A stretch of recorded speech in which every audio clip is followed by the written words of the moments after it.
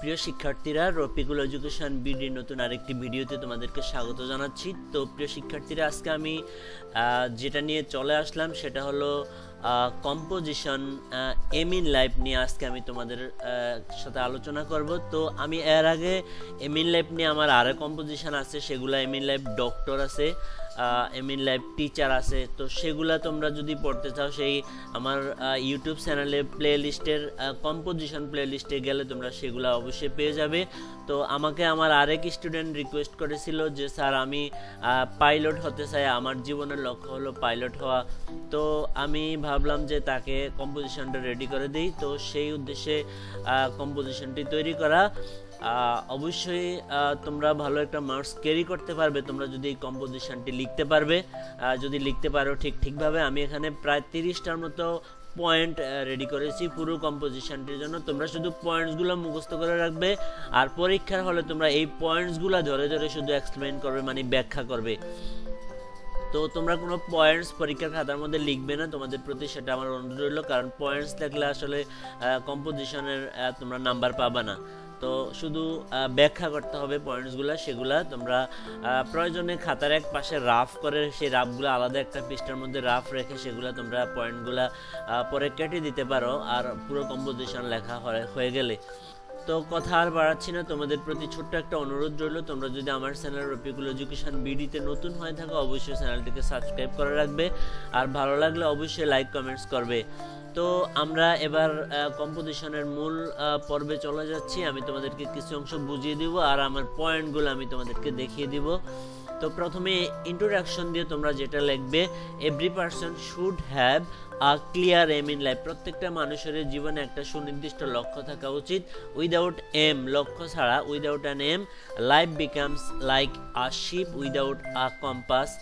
মানে কম্পাস অর্থ যেটারে আমরা দিক নির্ণয় করার যন্ত্র বলি, সেই মানে দিক নির্ণয় যন্ত্রহীন হয়ে পড়ে আমাদের জীবনটা যদি কোনো লক্ষ্য না থাকে। লাইফ উইদাউট এ গোল, লক্ষ্য ছাড়া একটা জীবন, ইজ মিনিংলেস, অর্থহীন। পিপল, লোকেরা, হু সেট আ গোল, যারা লক্ষ্য স্থির করে, ওয়ার্ক হার্ড, কঠোর পরিশ্রম করে, টু অ্যাচিভ ইট, সেটাকে অর্জন করার জন্য।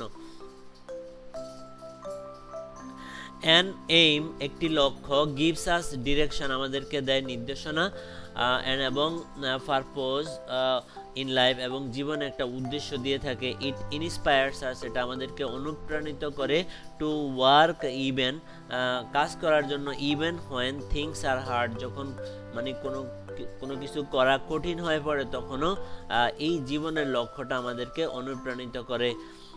মাই এম ইন লাইফ, আমার জীবনের লক্ষ্য, is to become a pilot, একজন পাইলট হওয়া, মানে বৈমানিক হওয়া। অ্যান্ড এবং আই হ্যাভ বিন ড্রিমিং, আমি স্বপ্ন দেখতেছি, অ্যাবাউট ইট, এটা নিয়ে স্বপ্ন দেখছি, সিন্স মাই চাইল্ডহুড, আমার শৈশবকাল থেকেই। আই বিলিভ, আমি বিশ্বাস করি, দিস প্রফেশন, এই পেশাটা, উইল হেল্প মি, আমাকে সহযোগিতা করবে, টু সার্ভ মাই কান্ট্রি, আমার দেশকে সেবা করতে। অ্যান্ড এবং পিপল ইন মেনি ওয়েজ, এবং অনেকভাবে মানুষকে আমি সহযোগিতা করতে পারবো।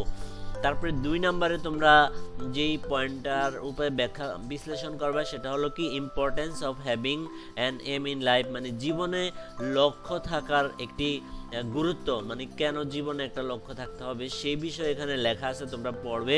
আমি 30টা পয়েন্ট যদি ব্যাখ্যা করতে যাই তাহলে ভিডিওটা অনেক লম্বা হয়ে যাবে।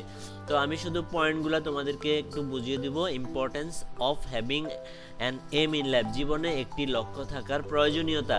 তারপরে 3 নম্বরে তোমরা যেটা লিখবে, মাই এম, তোমার লক্ষ্য, my aim to be a pilot, মানে তোমার my aim to be a pilot, মানে আমি একজন পাইলট হতে চাই, সে সম্পর্কে এখানে কিছু লেখা আছে স্বল্প পরিসরে। তারপর 4 নম্বরে তোমরা যেটা লিখবে, why I choose to become a pilot, কেন আমি পাইলট হতে চাই সেই সম্পর্কে, মানে আমার যেই আমার যেই চিন্তাধারা আছে সেই বিষয়ে এখানে লিখতে পারো। তারপরে 5 নম্বরে যেটা তোমরা লিখবে, 5 নম্বর মানে প্যারায় যেটা তোমরা লিখবা, মাই ইন্টারেস্ট ইন ফ্লাইং এরোপ্লেনে উড়োজাহাজে উড়ার যে আমার আগ্রহ, সেটাও এই লক্ষ্য দ্বারা আমার পূরণ হয়ে যাবে। তারপর 6 নম্বরে তোমরা লিখবা love for adventure and travelling. যারা এরকম অ্যাডভেঞ্চার এবং ট্রাভেলিং ভালোবাসে তাদের জন্য এই পাইলট হওয়াটা অনেক চমৎকার। তারা পাইলট হলে তাদের এই যে চাওয়া পাওয়াগুলো সেগুলো অবশ্যই পূরণ হয়ে যাবে।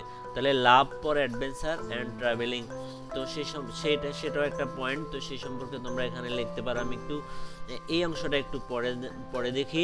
I love adventure and travelling.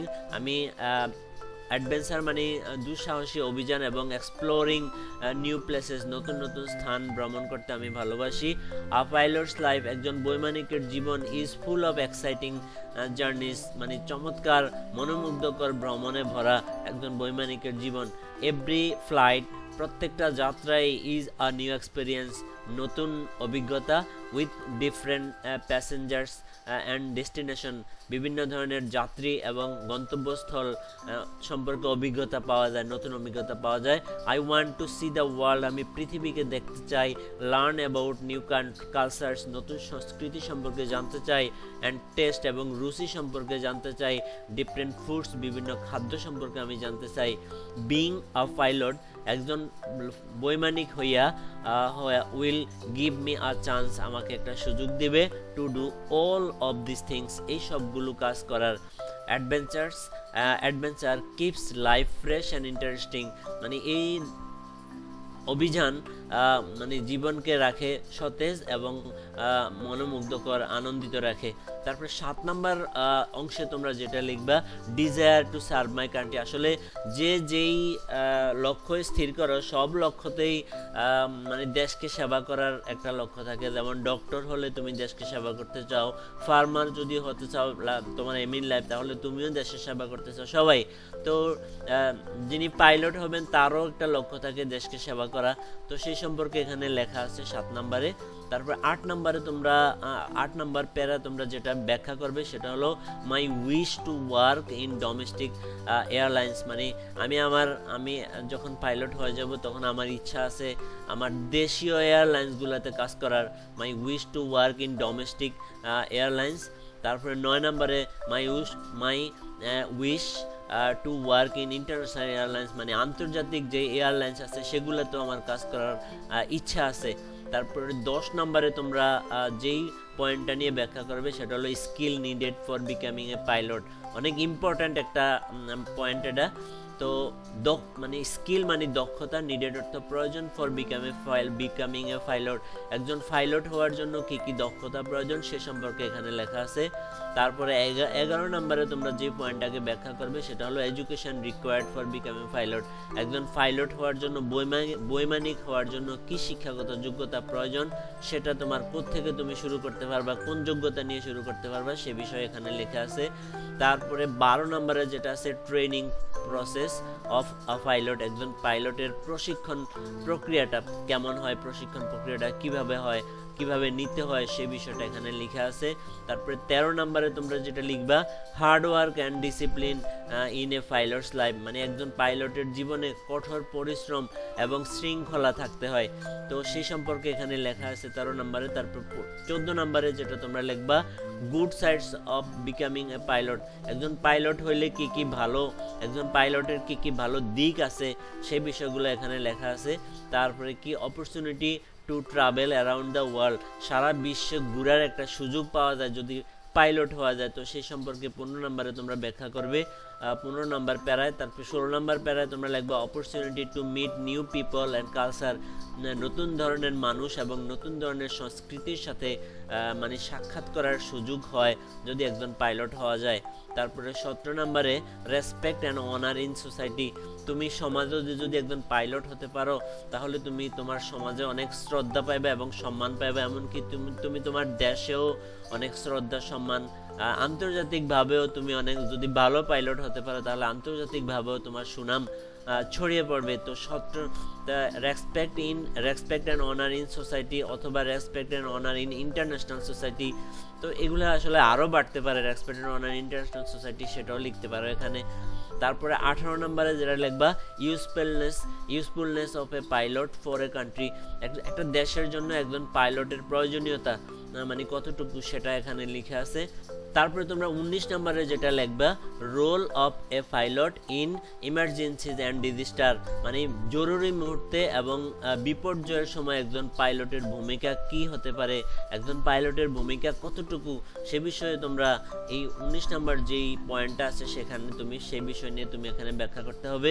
তারপর 20 নম্বরে bad sides of becoming pilot, একজন পাইলট হলে যে খারাপ দিকগুলো আছে, যে ঝুঁকিগুলো আছে, সেই বিষয়গুলো এখানে তুলে ধরা হয়েছে। তারপরে 21 নম্বরে তোমরা যেটা লিখবে, risk and dangers of flying, মানে আকাশে উড়ার যে ঝুঁকি এবং বিপদ সেটা সম্পর্কে এখানে লেখা আছে।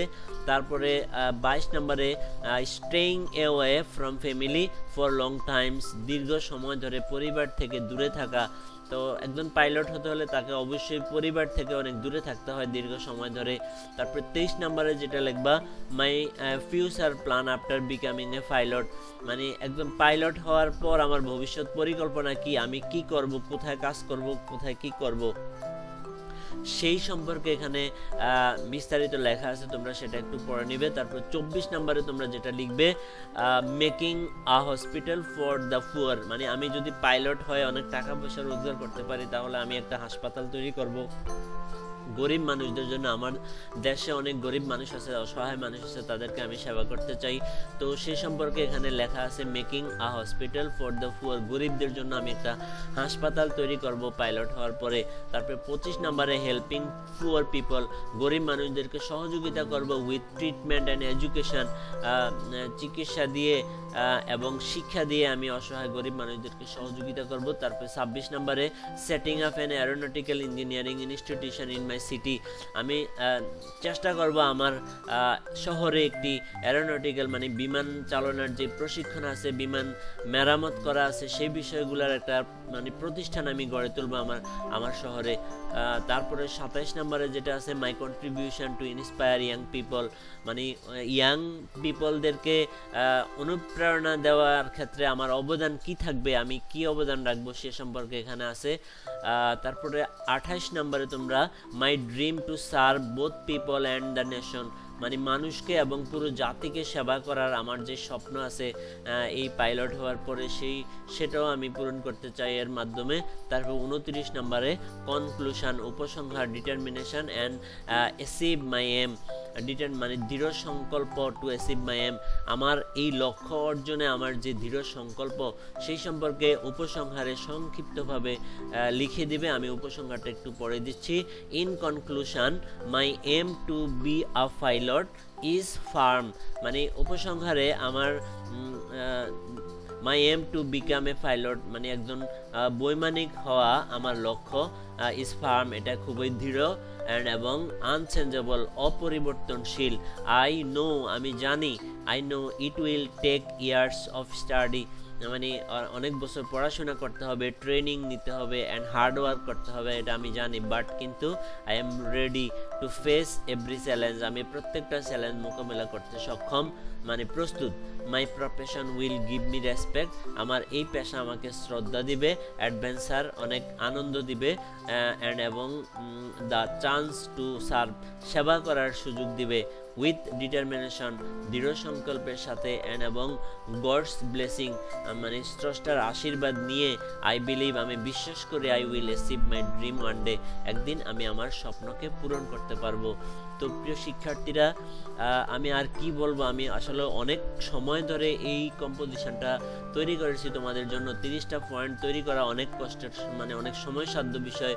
তো তোমরা ভিডিওটা কেমন লাগলো সেটা অবশ্যই আমাকে কমেন্টস করে জানাবে, আর তোমরা তোমাদের ফ্রেন্ডসদের কাছে ভিডিওটা শেয়ার করে দিবে, তারাও যাতে উপকৃত হতে পারে। তো আজকের মতো এতটুকুই। তোমরা কি ধরনের ভিডিও পেতে চাও সেটা আমাকে কমেন্টস করে জানাবে। রফিকুল এডুকেশন বিডি হলো একটি শিক্ষামূলক চ্যানেল, এখানে শিক্ষার সব বিষয়াবলী থাকছে। তোমরা অবশ্যই আমার চ্যানেলের সাথে থাকবে, আমার সঙ্গে থাকবে। তো সবার সুস্বাস্থ্য ও দীর্ঘায়ু কামনা করে আজকের ভিডিও এখানে শেষ করছি। সবাই ভালো থেকো, আল্লাহ হাফেজ।